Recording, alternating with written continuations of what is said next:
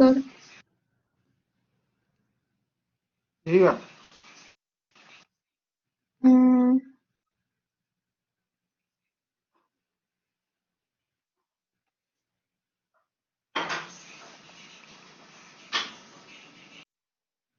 ahora,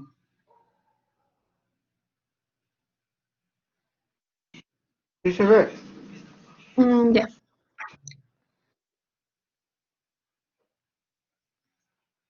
Mm, Doctor, ¿podría comenzar?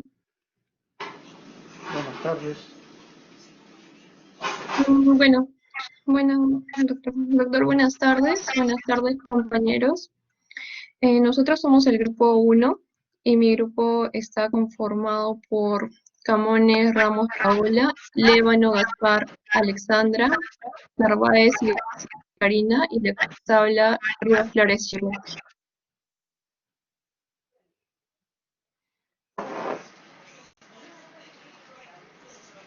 Ya. Es una paciente de 41 años, donde el resultado es de 31.895 en su examen de su subunidad beta, que es una prueba de embarazo cuantitativa. La subunidad beta de la hormona gonadotropina coriónica humana es una glicoproteína que es inicialmente secretada por las células trofoblásticas embrionarias poco tiempo después de la implantación en el útero materno. El rápido aumento de los niveles séricos de la subunidad beta de la hormona gonadotropina coriónica humana después de la concepción la convierte en un excelente marcador de confirmación temprana de embarazo. Y en el caso, nuestra paciente de 41 años con un valor de 31.895, podríamos pensar que está entre la sexta y séptima semana de gestación, en el primer trimestre, ¿no? Se puede observar aquí también.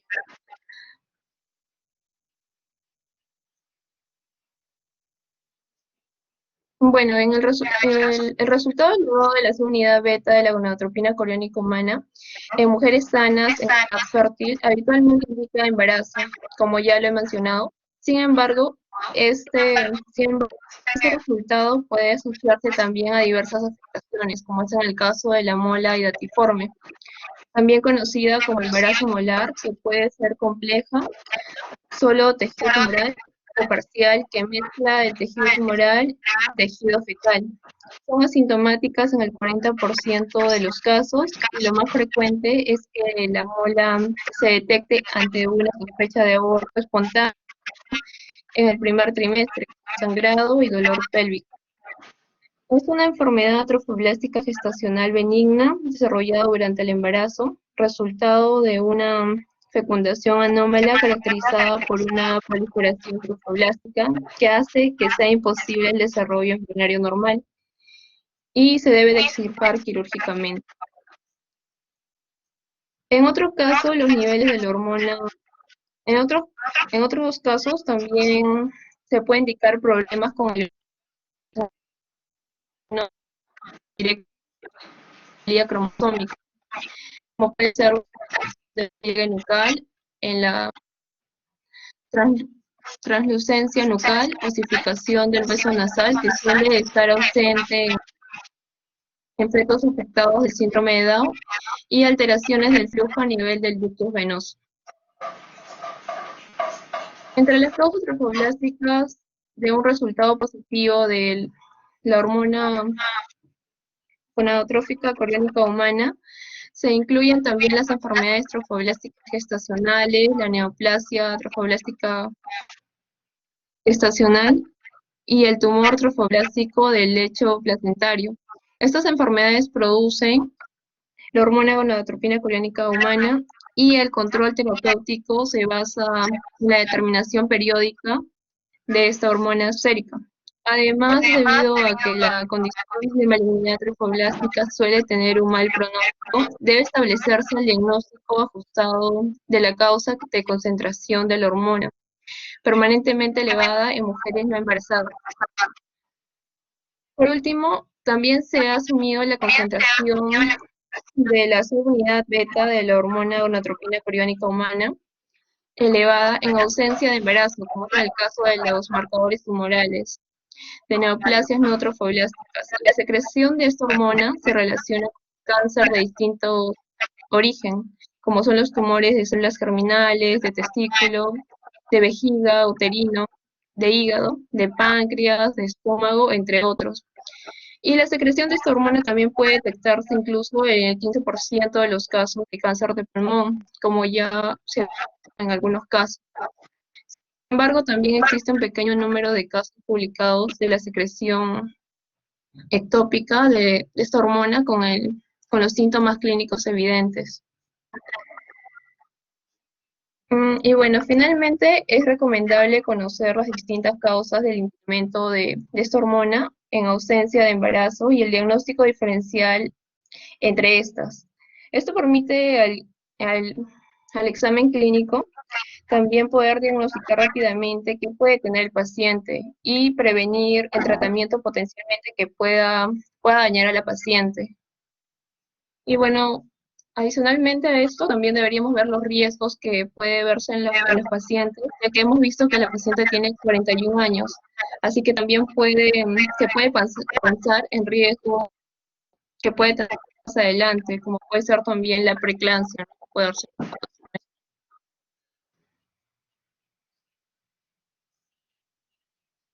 Eso sería todo, doctor. Sí, esa es justamente la última parte que estaba esperando que lo dijera, Shirley. Porque al ser esta paciente de alto riesgo ya por la edad, tendríamos que ver todas estas particularidades de riesgo, ¿no? La hipertensión, las cosas, y también el riesgo si el paciente también es diabética, ver todo ese número de elementos. O sea, esta es una prueba interesante que te ayuda a ver qué trimestres pero la dificultad de edad. Y justamente eso es lo que como médico tenemos que tomar en cuenta. Muy bien, Shirley, muy bien. Muy bien, el grupo. Esa es la última parte de la que me ha... eh, no me sorprendió, pero sí hubiera pasado de largo. Ok, Shirley, está bien. Está bien, doctor, gracias. Sí, el segundo grupo.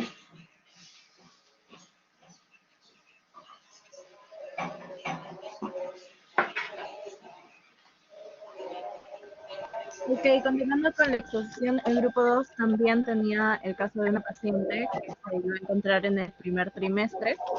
En este caso era una paciente de 29 años de edad, la cual tenía los niveles de progesterona en 18.90 nanogramas por mililitro.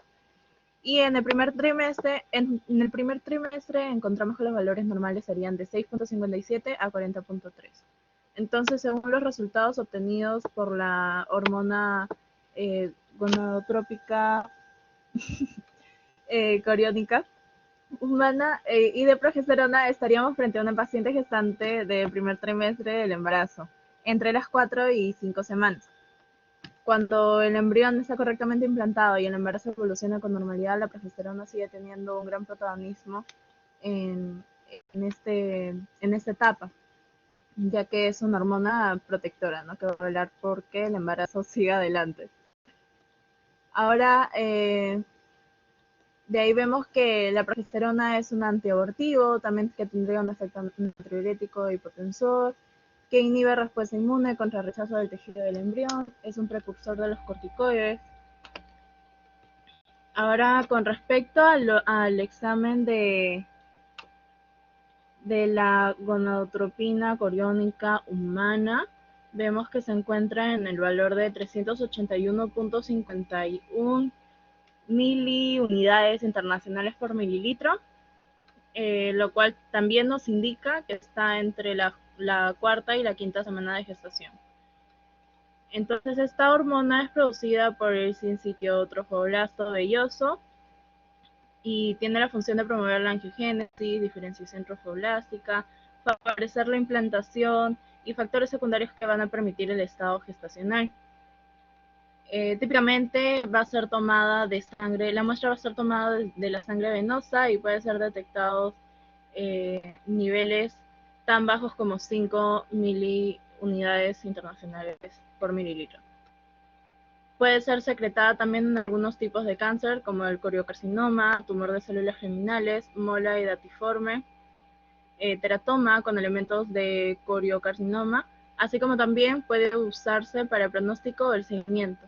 En el primer trimestre del embarazo, estas pruebas se toman ya que en el primer trimestre del embarazo, como sabemos, es una etapa crítica y podemos encontrar casos de aborto espontáneo, embarazo ectópico, enfermedad trofoblástica, pólipos cervicales, algún tipo de trauma o también cáncer cervical. En la parte de interpretación, vemos que la paciente de 29 años se encuentra entre la cuarta o la quinta semana de embarazo, que se ha confirmado con el examen de laboratorio de la hormona gonadotropina coriónica humana, que mostró un valor de 381.51 miliunidades internacionales por mililitro, que se obtenía de manera cuantitativa gracias al suero por medio del método QEIA.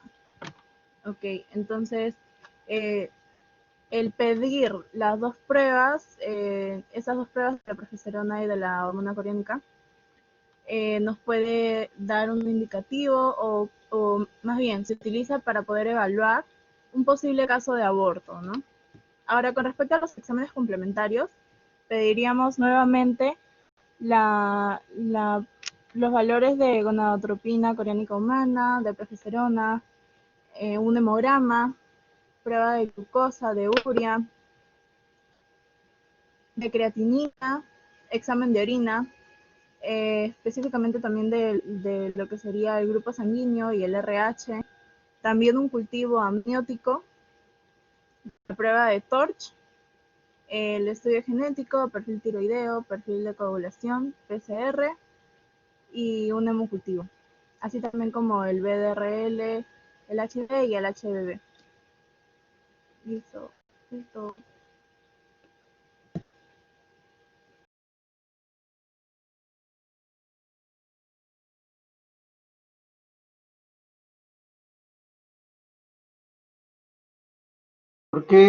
Por qué le han tomado la progesterona a esta gestante?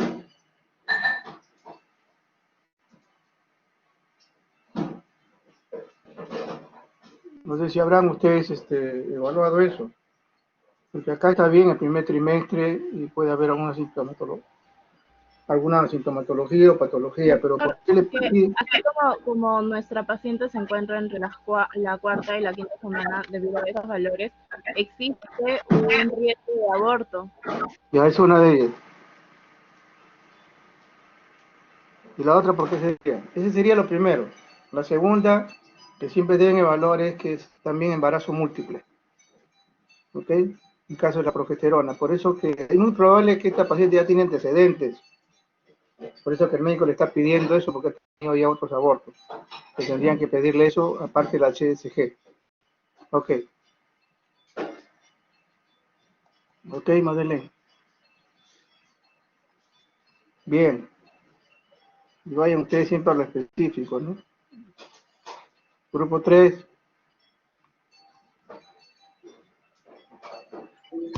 Buenas tardes, doctor. ¿Se me escucha? Sí, te escucho. Bueno, buenas tardes, doctor, y buenas tardes, compañeros.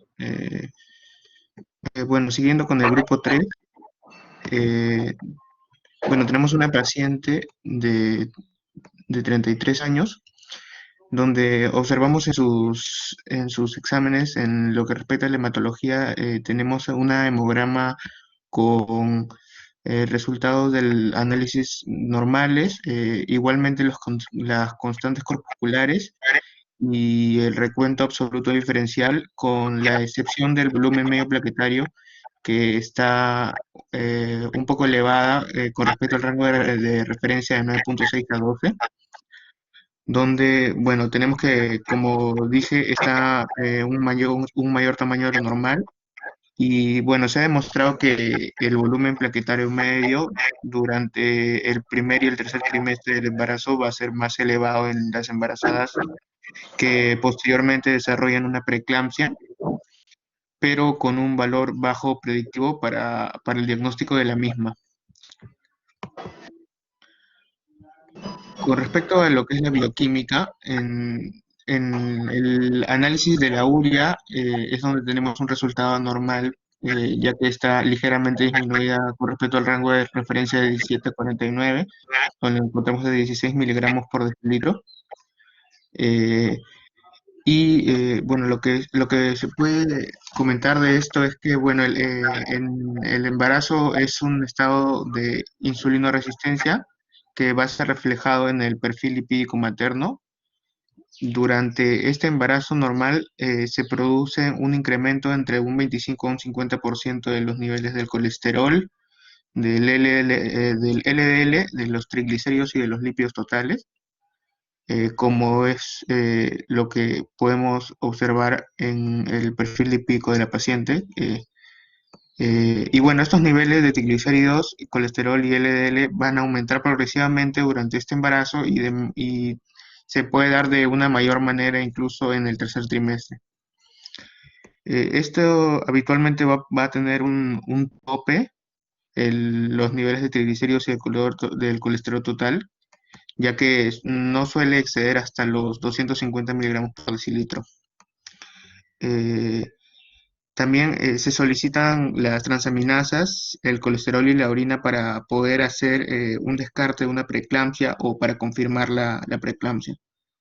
Y también, por otro lado, la obesidad va a mostrar un gran aumento del LDL y una disminución del HDL.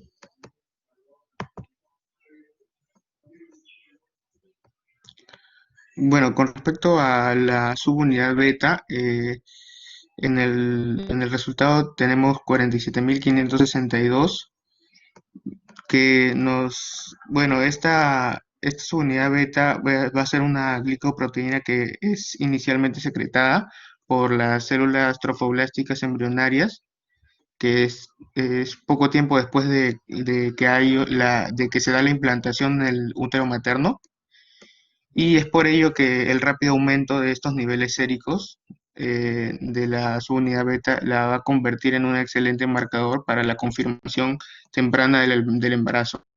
Y tenemos que en esta paciente lo que hace es confirmarnos su embarazo y según el valor que nos muestra en la imagen, vemos que podría estar entre unas 7 y 2 semanas con para ser más específico, posiblemente de unas 10 semanas.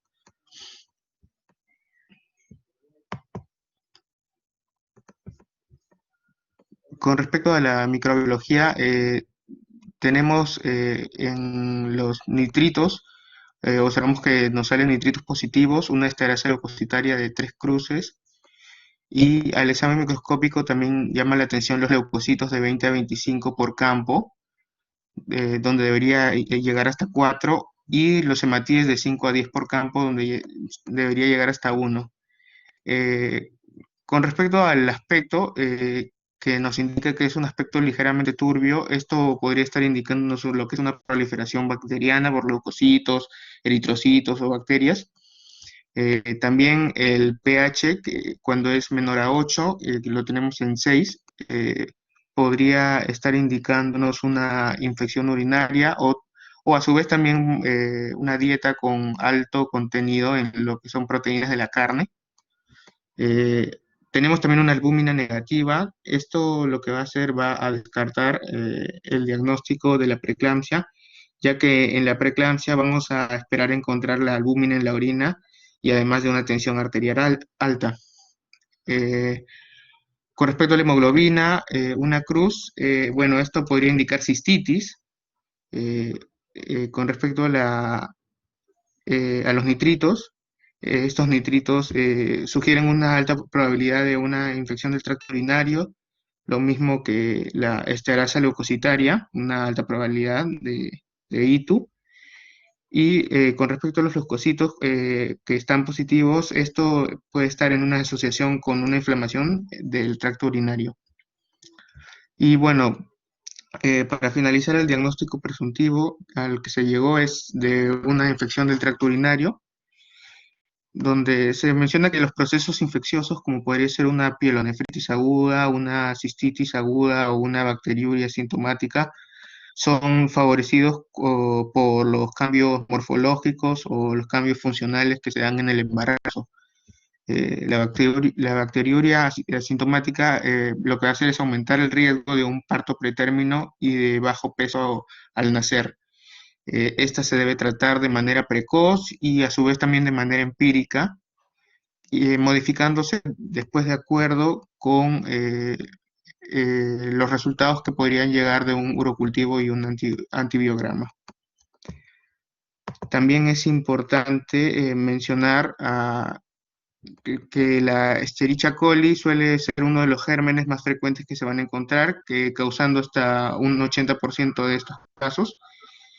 Y esta infección de tracto urinario también va de la mano con problemas para el feto, como podría estar un bajo peso, una mortalidad perinatal, un parto prematuro, y en la madre podría causar una hipertensión o anemia. Eso sería todo, doctor. Sí, una de las cosas que, bien lo has dicho, ¿no? O sea, una de las cosas que el médico estaba pensando al comienzo era una preeclampsia. Por eso que se le hizo todos esos exámenes, ¿no? Todos esos exámenes se está haciendo, entonces era muy probable, pero luego se le hace el examen de la orina, un poco se le descarta, de todas maneras siempre, probablemente la paciente inclusive era hipertensa, no lo sabemos, y de todas maneras se descarta la posibilidad con esa proteinuria que generalmente nos ayuda. Entonces entra ahí a utilizar en este médico, ¿no?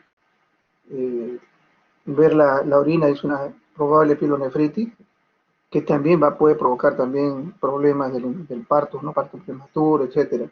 Dependiendo de esto, o un aborto también, dependiendo del trimestre de la paciente.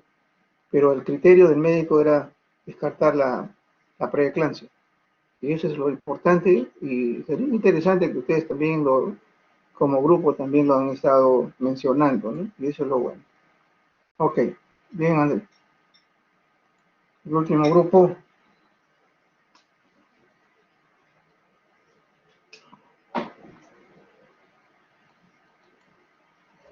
Buenas tardes, doctor. ¿Se me escucha? Sí. Ya. Muy bien. Vamos a dar la presentación del grupo 4. Los integrantes son Maguiña Gorosea Jimena, Miguel Rojas Jean-Pierre, Cristian Guillén Brenda, Rivas Matías Jonathan y la que les habla Lisette Mamani. A ver, ya. Como pueden ver ahí, esa es la historia clínica que nos tocó a nosotros. Relata que es una paciente, se trata de una paciente de 28 años que ingresó al hospital el 28 de junio del año 96, con un tiempo de enfermedad de 2 semanas, que se caracterizó por los síntomas del sangrado vaginal sin dolor y el retraso menstrual, ¿no? Aquí ya podemos ir pensando cuáles son las causas frecuentes de un retraso menstrual, ¿no? En una mujer de 28 años, pero también niega otras molestias. La fecha de su última regla fue el 15 de mayo del año 96, por lo que se calculó que esta paciente tenía un retraso menstrual de 6 semanas. Asimismo, presentaba dismenorrea en sus ciclos, recordando que la dismenorrea es el dolor pélvico en el ciclo menstrual, y su primer embarazo que tuvo terminó por aborto espontáneo. Asimismo, legrado por pólipo cervical y legrado por adherencias intrauterinas. El legrado va a ser el procedimiento quirúrgico donde se realiza el raspado de las paredes del interior del útero. Eso es importante saber. Se le realizó este procedimiento quirúrgico para poder extirparle lo que son los pólipos cervicales y las adherencias intrauterinas. Luego también tenía dolor al examen, y dolor al examen que se le realizó en el cervix posterior y el orificio cerrado. El móvil se encontraba móvil y doloroso y con ligero sangrado uterino. Luego, el día 4 de julio, se le realizó el examen de la gonadotropina coriónica humana, donde se le encontró con un nivel de 241, y en el cual durante las primeras 24 horas se realizó un monitoreo de las funciones vitales y no se encontró ninguna reacción adversa. Se hizo el dosaje de nuevo de esta hormona y el día 8 de julio se encontró que estaba en 171 y el día 10, 2 días después, se encontró que estaba en 120. Entonces, ¿qué es lo que estamos viendo aquí? Es que ya hablando de la historia clínica, estamos frente a una paciente que está en una edad fértil y hay que sumar estos hallazgos que hemos encontrado, sumado a la edad fértil del paciente, sumado al retraso menstrual, y también que estamos suponiendo ya por la historia clínica, porque ya ha tenido un primer embarazo que terminó en aborto, es una paciente sexualmente activa. Sumado todo esto, podemos pensar que la paciente está teniendo un embarazo, ¿no? Un embarazo es, en primera instancia, lo que tenemos que saber. Sin embargo, evaluando lo que es esta hormona, muy importante, tenemos que saber de que aquí están, ¿no? De acuerdo a las semanas, se puede evaluar de acuerdo a las semanas, el nivel de esta hormona va a ir yendo en aumento. A las 3 semanas va de 5,45 a 49. En esta paciente, ella ya iba con un retraso menstrual de 6 semanas. Como pueden ver en el cuadro rojo, debería estar en este nivel de 5.000 a 9.000 aproximadamente. Sin embargo, la paciente ha ido disminuyendo este nivel de la hormona y tenemos que saber por qué ha ido disminuyendo, lo cual no es normal. Y después tenemos, para poder desenglosar un poco la historia, las causas de sangrado. Una causa de sangrado frecuente que tenemos que pensar es el embarazo ectópico a la cabeza. Luego también está una amenaza de aborto, o un aborto inminente, incompleto, o completo y séptico. Luego también está una enfermedad trofoblástica gestacional, una rotura de un quiste del cuerpo lúteo, algún tipo de traumatismo, una vaginitis, una cervicitis o algunos pólipos cervicales. Luego, dentro de los criterios también o algunas características para pensar en un embarazo ectópico son los siguientes: una hemorragia uterina sin calambres, luego de un periodo de amenorrea, cérvix blando y agrandado, cuyo tamaño es igual o mayor que el fondo del útero. También aquí hay un concepto que es el útero en forma de reloj de arena.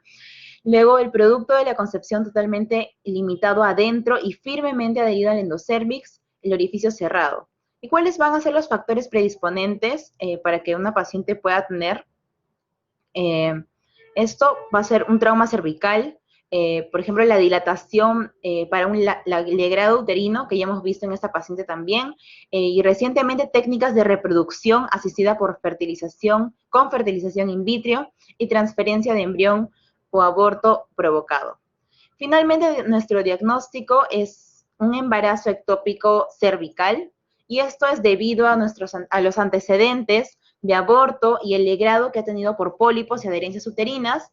Y también hemos encontrado de que muy característico de las adherencias uterinas se va a ver en el síndrome de Asherman, y estos en conjunto van a predisponer a que la paciente padezca de un embarazo ectópico. Luego también están los síntomas, el sangrado vaginal, los síntomas similares a un embarazo común, y otros puntos importantes es que vean en el examen el orificio cervical cerrado, el dolor al tacto, el primero, ya que en un aborto el orificio se encuentra dilatado, y el segundo es signo muy común de los embarazos ectópicos, ¿no? El dolor al tacto. Luego, el punto más relevante para que nos apoyó en el diagnóstico fue el dosaje de la hormona coriónica humana, gonadotropina coriónica humana, que, como hemos visto, su nivel no corresponde a la semana del embarazo que se calcula que tiene. Y en segundo lugar, se ve que estos niveles han ido disminuyendo, lo cual no es normal, mientras que en un embarazo común lo que ocurre es que se vea un incremento, ¿no? Cada 2 días hay un incremento de estos niveles de la hormona. Nuestros diagnósticos diferenciales son que también puede estar cursando con una amenaza de aborto, una cervicitis, un pólipo cervical. Y nuestro plan de trabajo, ¿cuáles son los exámenes que le pediríamos a la paciente? Sería una ecografía transvaginal en primera instancia, donde vamos a encontrar ciertos criterios diagnósticos ecográficos de Kobayashi. Uno de ellos van a ser los hallazgos uterinos y los hallazgos extrauterinos. Dentro de los hallazgos uterinos se pueden ver en la ecografía unos ecos uterinos difusos y amorfos, crecimiento uterino y ausencia de embarazo intrauterino, ¿no? Y dentro de los hallazgos extrauterinos, que lo que nos va a llamar la atención es que se va a poder ver una masa irregular, pobremente definida, que va a contener algunos ecos y el esbozo fetal ectópico, ¿no? Entonces también podríamos pedir, aparte de la ecografía, que nos va a ayudar en el diagnóstico, también es importante pedir a esta paciente un hemograma completo para evaluar, como esta paciente ha presentado sangrado en la historia clínica, como hemos visto, para ver si es que tiene algún grado de anemia, también para ver las otras series de la sangre, también el dosaje de estrógenos y progesterona, el urocultivo para ver si es que hay alguna presencia de algún patógeno, o hay alguna colonización que está pasando desapercibida en la paciente, luego también un examen de orina completo, y de igual manera para descartar la presencia de algún microorganismo. Un Papa Nicolau también es importante en esta paciente, ya que algún tipo de neoplasia también puede estar desencadenando alguna sintomatología, así que también siempre es bueno descartarlo, y más que nada cuando la paciente ya es sexualmente activa. Y finalmente el grupo sanguíneo, ya que como ha presentado sangrado, o en el caso de que queramos hacer algún proceso quirúrgico, tenemos que saber cuál es el tipo de sangre que tiene la paciente para poder reponer con su tipo de sangre continuo. Y eso sería todo, doctor. Solamente mencionar que el grupo con el hemograma debe estar arriba. El Papa Nicolau sería al final, pero ¿por qué? Porque bien sabe que el sangrado podía ser muy abundante y generalmente son los problemas médicos quirúrgicos de emergencia para, en este caso, los ginecólogos. Muy bien, yo creo que es una de las cosas que ustedes han desarrollado muy bien con el grupo y han determinado que sea un ectópico, si es un ectópico de esta paciente, y ver esa situación, ¿no? De manejo, de todas esas cosas que han visto ustedes. Muy bien, Lisette y compañía, el grupo. ¿A quién le toca el seminario ahora?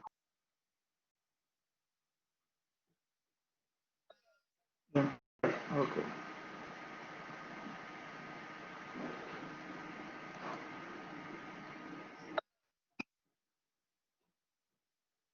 Alex, Jimena también, ok.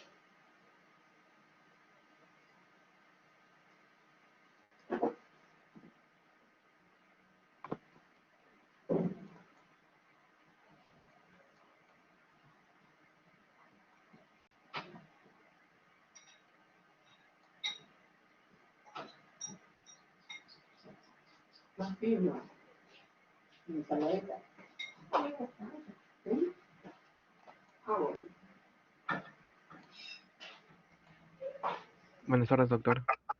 ¿Se pueden ver mis diapositivas? Doctor, ¿se ven mis diapositivas? Adelante. Sí, ya. Ya bueno, buenas tardes, doctor y compañeros. En esta tarde hablaré acerca del seminario número 13, que tiene como título Perfil Inmunológico. Bueno, comenzaremos con la lectura, ¿no?, del caso clínico. Primero nos relata la anamnesis. En la parte de la afiliación, la paciente tiene un nombre con las iniciales MNO, es de sexo femenino, tiene una edad de 23 años, de ocupación es estudiante, nació en Lima y también reside en Lima.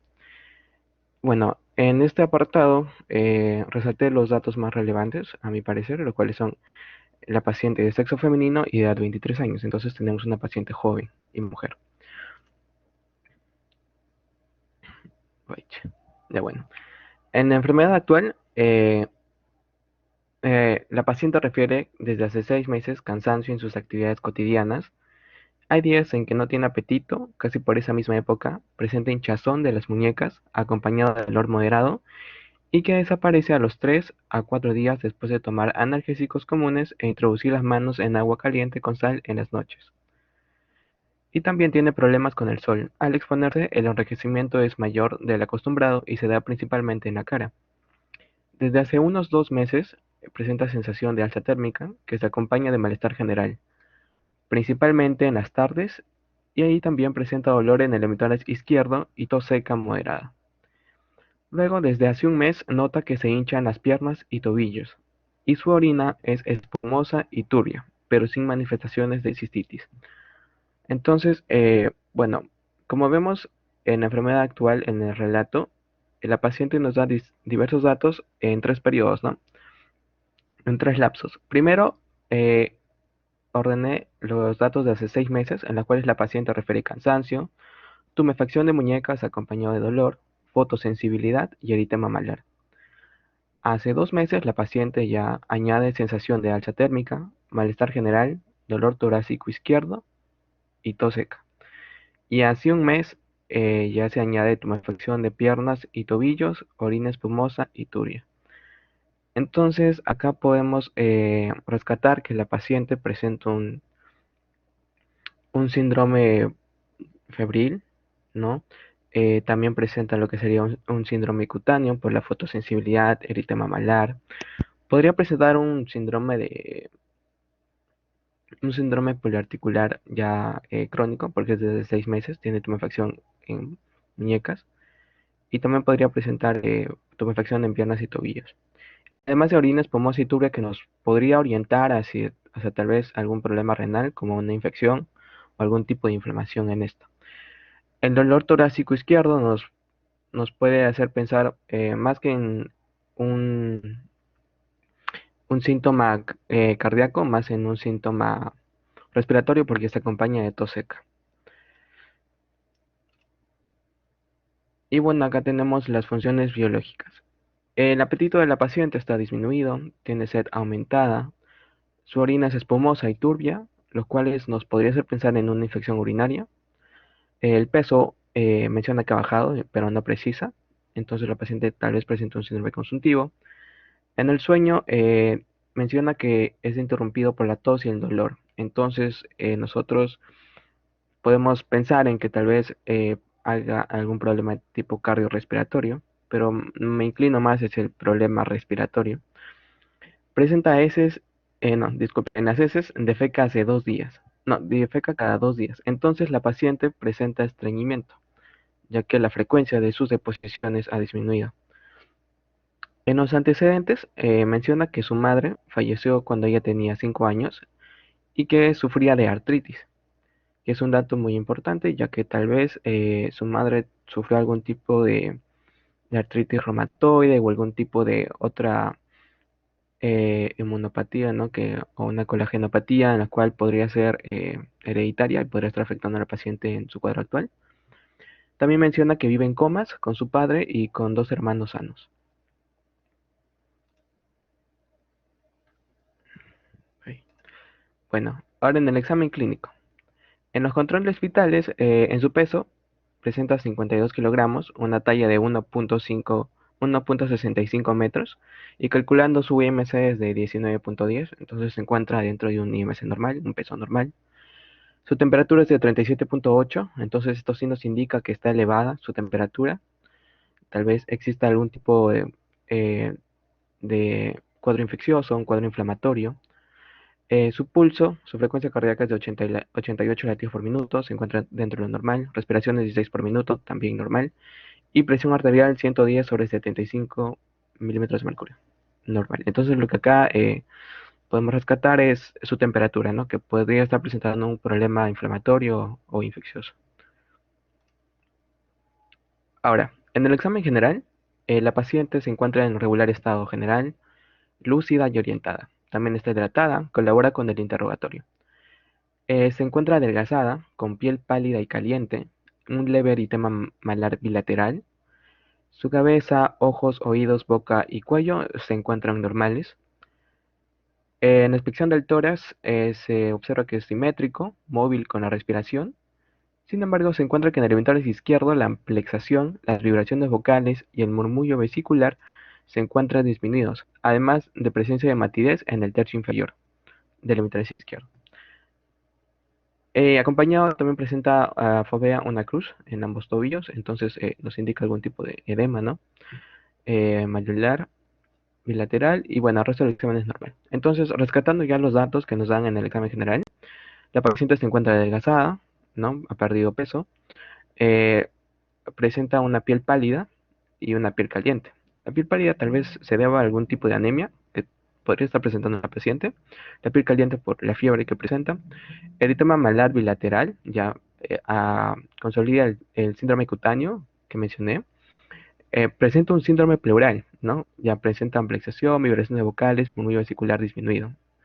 Entonces podría existir un derrame pleural en lo que sería el emitórax izquierdo, porque se acompaña también de matidez. Y edema malular bilateral. Entonces, este edema malular bilateral nos podría indicar algún tipo de falla, podría ser cardíaca, aunque no presenta antecedentes, podría ser renal, que podría, por la presencia de orina turbia y de orina espumosa, ¿no? Nos podría sugerir, ¿no? Ahora, dentro de mis diagnósticos presuntivos, planteé lo que es lupus eritematoso sistémico. ¿Por qué? Porque la paciente es una mujer joven y bueno, el lupus tiene mayor incidencia en las mujeres jóvenes, además de que junto a su cuadro clínico tiene fotosensibilidad, eritema malar, presenta también serositis, ¿no? En este caso pulmonar, ya que presenta un tipo de derrame pulmonar. Eh, También el hecho de que haya tenido el antecedente de su madre que presentó artritis, tal vez su madre también pudo haber cursado con lupus. Y bueno, ese es mi sustento para el lupus. La falla renal porque la paciente, bueno, la paciente se encontró que su orina es espumosa y, y también se encuentra turbia. Entonces, además de que, eh, bueno, más adelante vamos a ver los datos, ¿no? Del laboratorio, pero me inclino también hacia una falla renal o algún tipo de infección. También derrame pleural izquierdo, como mencioné anteriormente, por el síndrome pleural y anemia, porque bueno, la paciente se encuentra cansada y se encuentra adelgazada y además su piel se encuentra pálida. Ahora, con el apoyo de los exámenes auxiliares, tenemos primero el hemograma. Al analizarlo, nos damos cuenta que el recuento de Matías, la hemoglobina y el hematocrito se encuentran disminuidos. Entonces confirmamos con que la paciente está presentando un cuadro anémico, ¿no? Los leucocitos se encuentran disminuidos, lo cual se nos hace muy raro porque, bueno, la paciente tiene infección, debería estar aumentado. Los segmentados se encuentran aumentados, los linfocitos se encuentran disminuidos. Y bueno, tenemos también otras pruebas adicionales como podría ser el volumen la velocidad de sedimentación globular, ¿no? Que está en 50 milímetros por hora. Entonces, este reactante de fase aguda nos podría apoyar en la idea que teníamos de que la paciente esté cursando con un cuadro inflamatorio o infeccioso. Y bueno, el fenómeno LE, ahí menciona que es dudoso. Y bueno, el fenómeno LE va a ser, ¿no? La presencia de las células LE, que es muy típico en lupus, el cual son células polimorfonucleares que van a contener en su citoplasma ADN fagocitado mediante un proceso dependiente de autoanticuerpos. Y el hallazgo de este, si el que fuese positivo, nos podría sugerir aún más lupus. Sin embargo, aunque se encuentre dudoso, no descarta lo que estamos pensando. Y también algo importante es que en la morfología, eh, los eritrocitos son normocrómicos y normocíticos. Entonces, la anemia que presenta la paciente, descartamos que sea ferropénico, megaloblástico, alguna de esas causas, ¿no? Eh, a ver, con los exámenes de más adelante. Acá tenemos la bioquímica. La glucosa se encuentra en 105 miligramos por decilitro, está algo aumentado. La urea, creatinina normales. la albúmina sí se encuentra aumentada, las proteínas normales. Entonces, podríamos ahí pensar que tal vez exista algún tipo de compromiso renal. Ahora, las pruebas inmunológicas, que es las pruebas más importantes en este caso, tenemos un ANA positivo, acompañado de un anti-DNA nativo también positivo. Los complementos, tanto el CH50, el C3, C4, se encuentran disminuidos. Hay disminución en la cantidad del complemento. El BDRL es débil reactivo, entonces podemos descartar sífilis. El factor reumatoideo se encuentra positivo, 2 cruces. Ya, y ahí en la inmunoelectroforesis se encuentra hipergamaglobulina policlonal. ¿Esto qué nos podría sugerir? Que tal vez exista algún tipo de aumento, ¿no?, de las inmunoglobulinas que se da en enfermedades inflamatorias crónicas, como podría ser el lupus, en enfermedades autoinmunes. Entonces, con la positividad de la mayoría de estos eh, con la positividad de la mayoría de estas pruebas, nos inclinamos ya mucho más hacia algún tipo de problema inmunológico que podría ser el lupus. Ahora, en el examen completo de orina, en el primer apartado del examen físico, el color se encuentra amarillo oscuro, no es un color normal, ¿no? El olor sui generis, aspecto algo turbio y pH 6. Entonces, bueno, unificando el color, el olor y el aspecto nos podría indicar, como hemos estado pensando, en algún tipo de infección, ¿no? Renal. Y el pH en 6. Este pH se encuentra ácido. Y esto nos orienta a que tal vez también el compromiso renal podría ser dado por algún tipo de obstrucción, porque el pH ácido se encuentra más cuando hay presencia de oxalato de calcio, ¿no? Cuando hay presencia de estos cristales que podrían ocasionar una uropatía obstructiva. En el segundo apartado, en el examen químico, la glucosa es negativa y las proteínas se encuentran elevadas, apoyando también falla renal. Ahora, el sedimento urinario. Encontramos que las células epiteliales son escasas, los leucocitos de 15 a 20 por campo están aumentadas.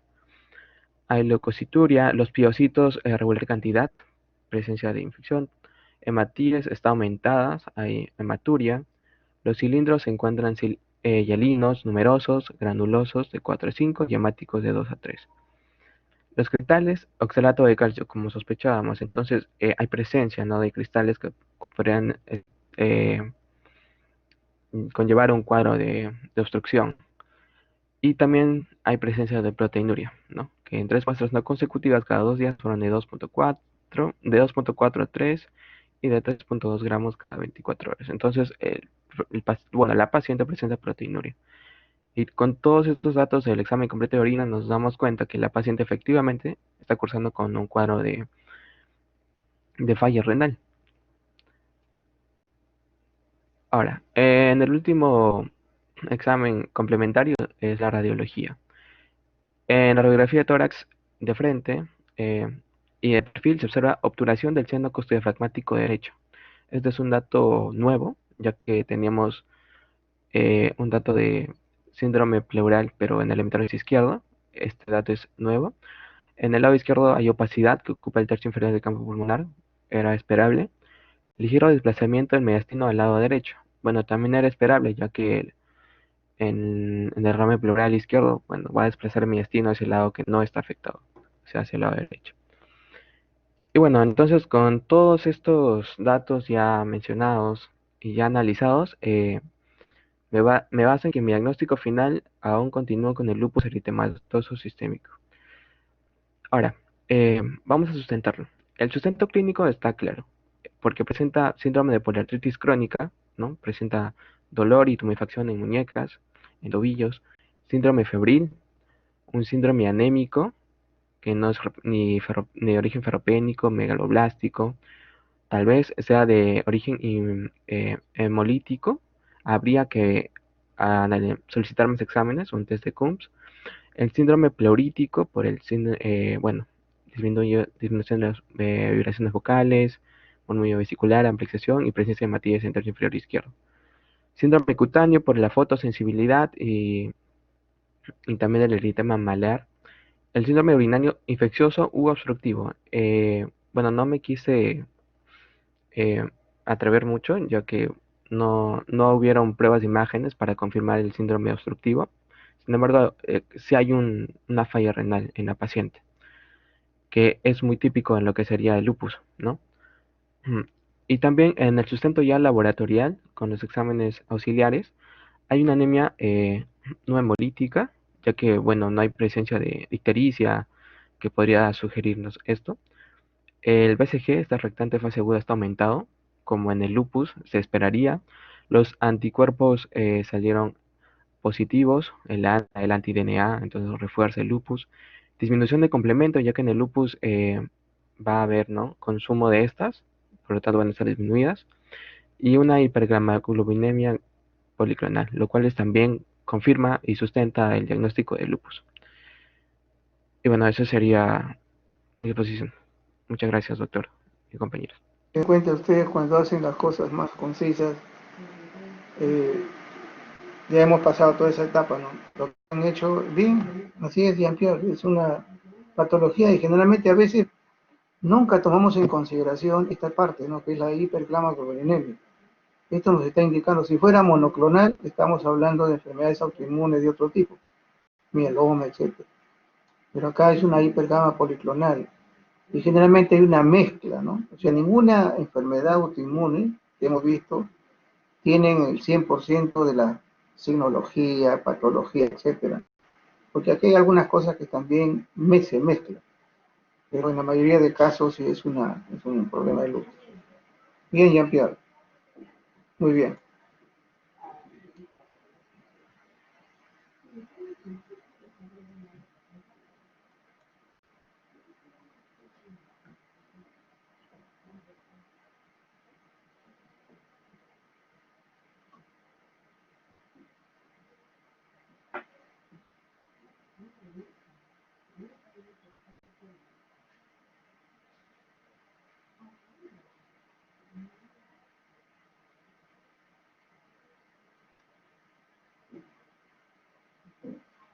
¿Qué sigue?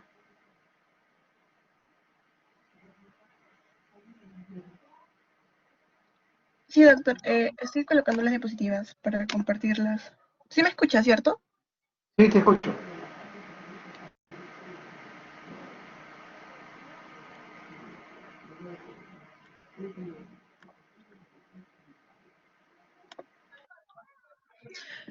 Ya, sí puedo observar las diapositivas, ¿verdad, doctor? Sí, adelante.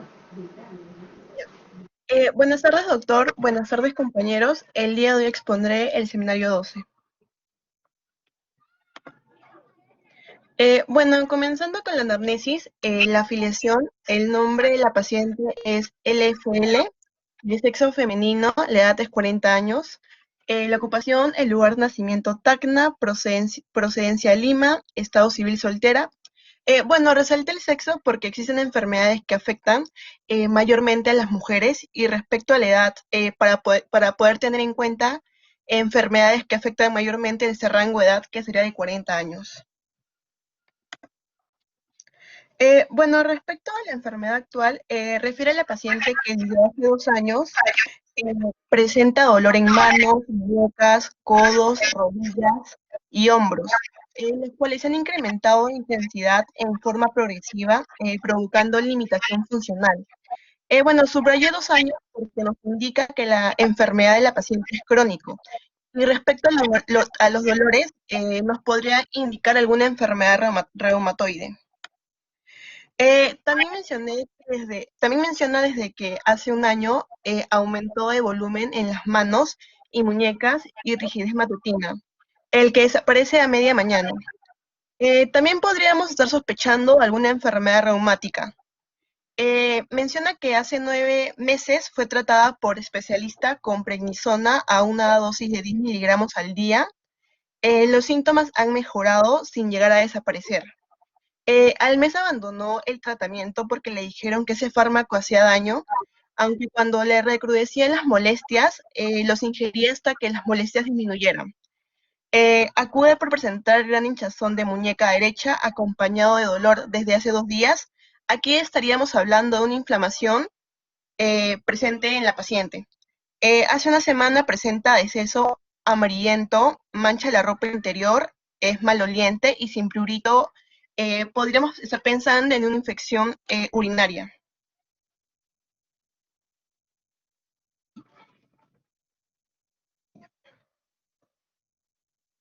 No. Aquí coloqué este cuadro, ya que la paciente nos refiere dolores en manos, muñecas, codos, rodillas y hombros, lo que sería una poliartralgias, ya que el dolor está presente en más de 4 articulaciones. Se debe investigar 6 factores, que es la cronología, que en este caso, como ya lo había mencionado, es crónico, ya que la paciente presenta esto hace 2 años. La inflamación, la distribución y las manifestaciones extraarticulares y el curso de enfermedad y las características de la paciente.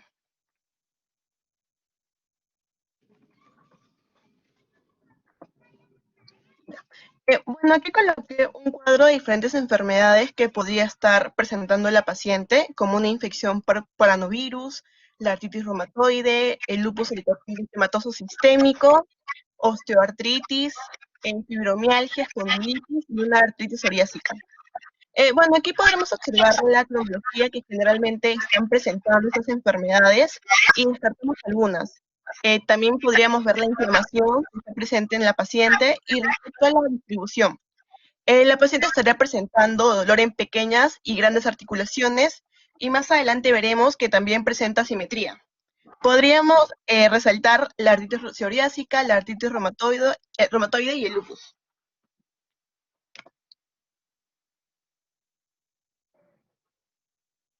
Bueno, respecto a las funciones biológicas, menciona que respecto al apetito, que está aumentado, la sed está aumentada, la orina desde hace un mes se levanta en las noches 2 a 3 veces con buen volumen, ocasionalmente le arde. Aquí estaríamos hablando de una disuria y nicturia.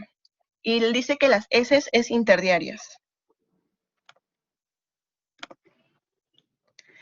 Bueno, respecto a los antecedentes, a la edad de 26 años dio a luz a una niña que pesó al nacer 4.8 kilogramos. Bueno, aquí vemos que dio a luz a una niña de gran tamaño. Los controles de glicemia en el prenatal variaron entre 85 a 105 miligramos por decilitros. Al mes del parto fue 110 miligramos por decilitro, por lo que le hicieron un test de glucosa postprandial, cuyo resultado fue 130 miligramos por decilitro. Bueno, los controles de glicemia, lo normal serían menos de 125 miligramos por decilitros, así que lo encontramos en un rango normal. Respecto al test de glucosa postprandial, lo normal sería mayor a 200 miligramos por decilitro, cosa que está disminuida en la paciente. Le recomendaron una curva de tolerancia a la glucosa, examen que no realizó.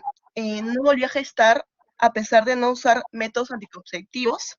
Y a la edad de 40 años, en un accidente se hizo una herida en el medio de la pierna izquierda, en la región tibia. Demoró como 2 meses para curar. Bueno, aquí podríamos estar pensando en una diabetes, pero no podríamos confirmar nada, que la paciente no se realizó la tolerancia a glucosa. Respecto a sus padres, menciona que fallecieron cuando ella tenía 2 años de edad, siendo criada por su madrina. No se sabe si sufría de enfermedad alguna. Tiene un hermano que no conoce, esposo e hija aparentemente sano. Debido a esto, no vamos a poder conocer sus antecedentes patológicos y familiares. Entonces, no podemos relacionarlo a alguna enfermedad hereditaria que pudo estar presente.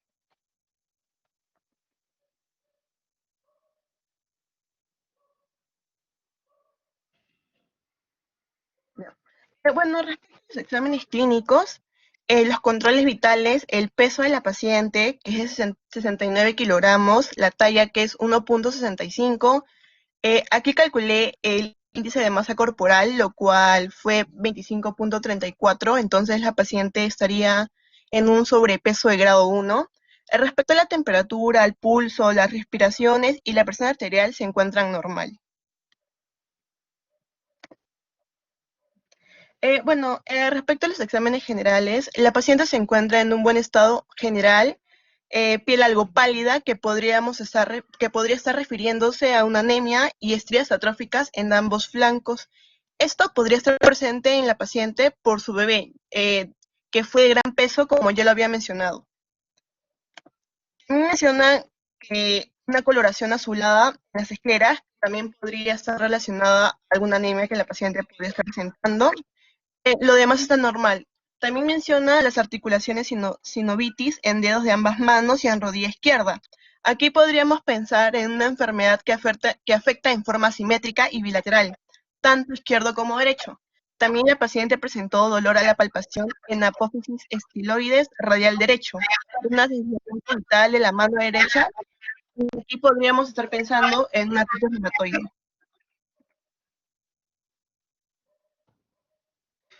Aquí coloqué algunas manifestaciones clínicas de la artritis reumatoide, mayormente insidioso.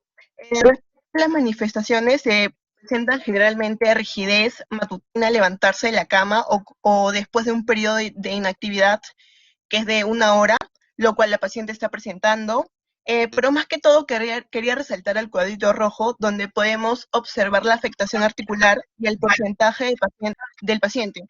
En un 91% en las metacarpofalángicas, interfalángicas proximales, un 78% en muñecas, un 74% en rodillas, un 65% en hombros.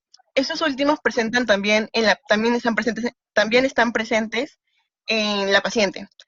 También tenemos que tener en cuenta que los síntomas en articulaciones más grandes generalmente aparecen después de las articulaciones pequeñas.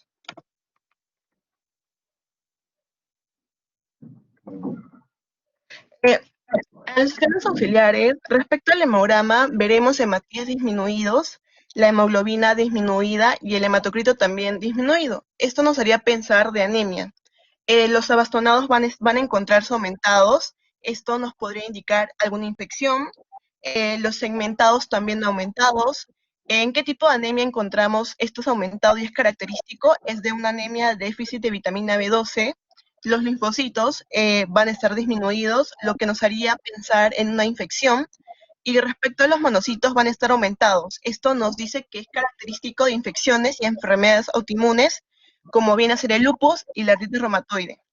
El BCG vamos a encontrarlo aumentado y este va a ser un criterio diagnóstico de la artritis reumatoide. Respecto a la anemia de las enfermedades reumáticas, es multifactorial y se debe al acortamiento de la vida media del glóbulo rojo, una disminución de la producción en la médula ósea y menos absorción del hierro en el intestino. En los trastornos crónicos como la artritis reumatoide, la ferritina aumenta, mientras que el valor corpuscular medio del hematíe, el hierro sérico y la transferina van a disminuir debido a la acción de la interleuquina 1, 6 y el factor de necrosis tumoral. Respecto a la velocidad de sedimentación, que es el BCG, es un reactante de fase aguda que suele estar aumentado en las personas que padecen de un proceso inflamatorio o infeccioso crónico y por lo tanto suele estar aumentado en las personas con artritis reumatoide. Respecto al hematocrito, en la artritis reumatoide es habitual la presencia de anemia normocrómica y normocítica, típico de los procesos inflamatorios crónicos. El recuento de leucocitos, en general, el número de leucocitos aumenta en las infecciones y en algunas enfermedades inflamatorias. Y en el recuento de plaquetas, el aumento de plaquetas más de 4.000 pueden aparecer en cualquier proceso inflamatorio intenso y persistente, apareciendo en el 30-50% en las pacientes con artritis reumatoide. Respecto a los exámenes auxiliares, la bioquímica, vamos a encontrar a la urea, glucosa y la creatinina aumentados. Respecto a la glucosa, podríamos estar pensando en una diabetes. He colocado un cuadro donde podemos ver la urea y la creatinina aumentada y significaría que habrá un mayor fallo renal y esto puede ser provocado por una hepatía, una hemorragia digestiva o un estado de deshidratación.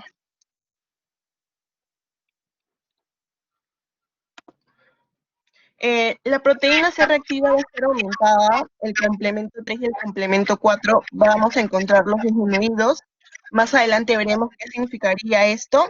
El factor reumatoide vamos a encontrarlo muy elevado, lo que nos podría hacer pensar en un lupus o una artritis reumatoide principalmente. Lo que más resalto son los anticuerpos antinucleares, son negativos, porque si nosotros hablamos de una artritis reumatoide, normalmente se suele asociar a otras enfermedades como pueden ser causales como la amiloidosis, enfermedad de Sjögren, y eso nos hace descartar el diagnóstico diferencial, como el lupus, Y también vamos a observar el fenómeno de Le que sale negativo. Entonces, esto nos podría ayudar a poder descartar el lupus eritematoso.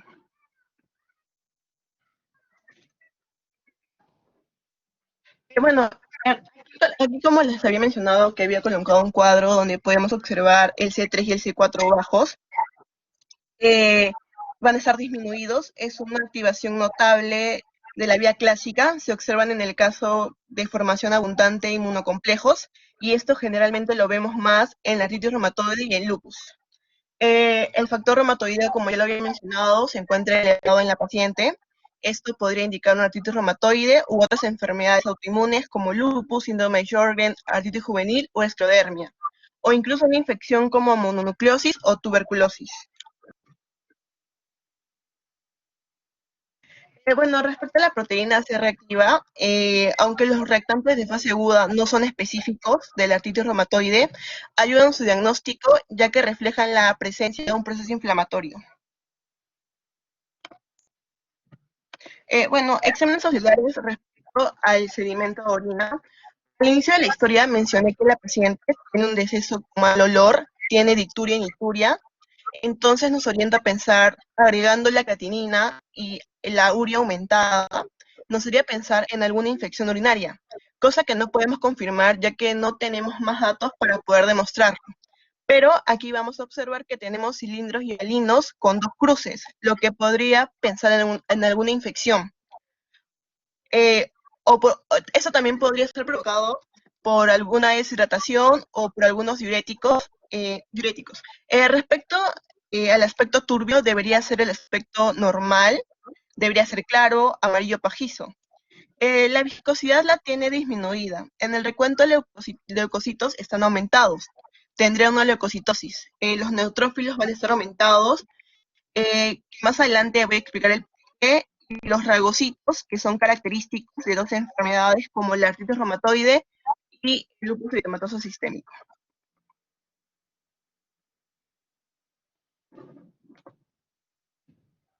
Bueno, el líquido sinovial, este está obtenido mediante atrocentesis, aporta escasos datos de diagnósticos y por lo común su análisis sirve para establecer el diagnóstico diferencial con 2 artritis, como la artritis microcristalina y sépticas. En términos generales, el líquido sinovial tiene carácter inflamatorio con viscosidad disminuida y celularidad entre 2000 y 50.000. Las cifras no son para una orientación.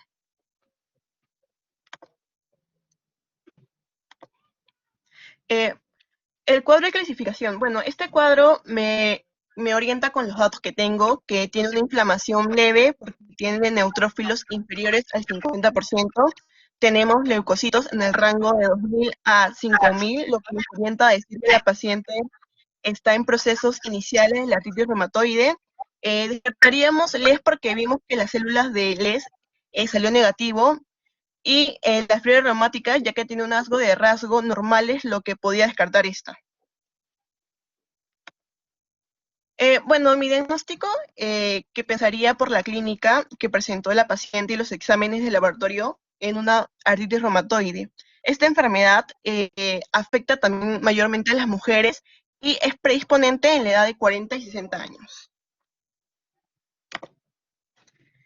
Aquí coloqué un cuadro de criterios diagnósticos de la artritis reumatoide, centrándonos más en los síntomas de la paciente. La rigidez matutina, que dura al menos 1 hora.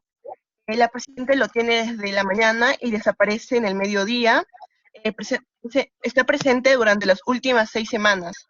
La paciente presenta un cuadro crónico, tiene 2 años de este dolor, como lo había mencionado. tiene tumefacciones en 3 o más articulaciones simultáneas, no lo especifica, pero la paciente menciona que tiene dolor en las muñecas, codos, dedos y hombros, entonces cumpliría con los criterios diagnóstico de la artritis reumatoide, y el factor reumatoide también lo tiene aumentado.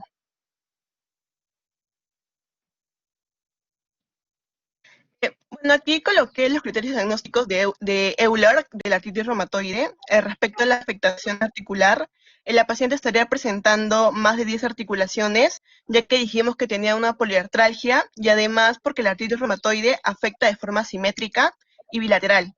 Entonces tendría 5 puntos. Respecto a la serología, la paciente podría tener 2 o 3 puntos, ya que solo sabemos que el factor reumatoide está aumentado con los reactantes de fase aguda.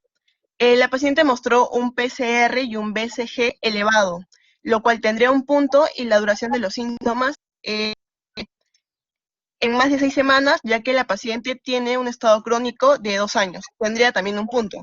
Estaríamos sumando entre 9 a 10 puntos, y solo se necesitan 6 o más de 6 puntos para poder confirmar la enfermedad.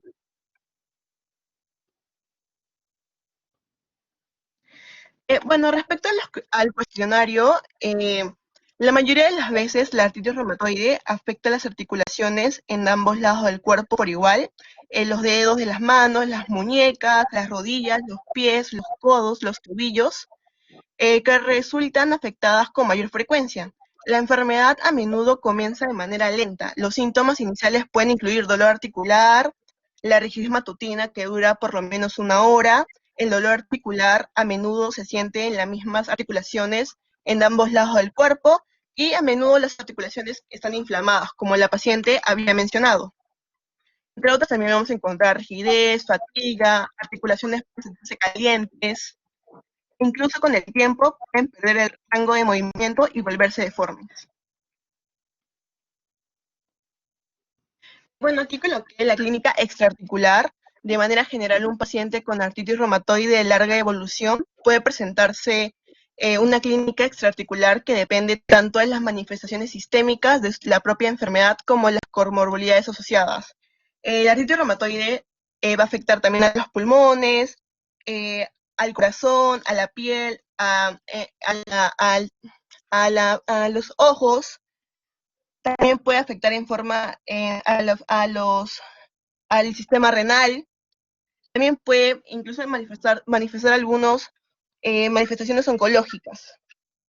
Bueno, este factor reumatoide es un autoanticuerpo de tipo inmunoglobulina M producido contra la porción de la fracción de la inmunoglobulina G. Se encuentra elevados en ciertas enfermedades reumáticas y en algunas infecciones. Se detectan valores elevados de el factor reumatoide en el 80% de los pacientes con artritis reumatoide, y en menores concentraciones en los pacientes con infecciones crónicas y enfermedades autoinmunes, como es el lupus eritematoso diseminado o síndrome de Sjögren. Incluso también puede encontrarse en enfermedades crónicas, pulmonares, hepáticas o renales. Bueno, aquí coloqué un cuadro respecto al factor reumatoide positivo en las enfermedades reumáticas. La artritis reumatoide va a ser un 50-90%, el síndrome de Sjögren 75 al 95%, y el lupus eritematoso sistémico del 15-35%. Bueno, ¿qué utilidad tendría evaluar la función renal? El riñón es uno de los órganos más frecuentes afectados en la artritis reumatoide, y además su grado de afectación puede condicionar el pronóstico de estos enfermos. Podemos observar proteinuria con cierta frecuencia en ocasiones producidas por los fármacos usados para el tratamiento de fondo de la enfermedad, o bien por el desarrollo de amiloidosis secundaria. ¿Cuáles son las complicaciones más importantes de la artritis reumatoide? Bueno, respecto a la osteoporosis, la artritis reumatoide en sí, junto con algunos medicamentos utilizados para el tratamiento, pueden aumentar el riesgo de osteoporosis, una afectación que debilita los huesos y los hace más propensos a las fracturas. Los nódulos reumatoides, estos bultos firmes de tejido se forman con mayor frecuencia alrededor de los puntos de presión, como los codos.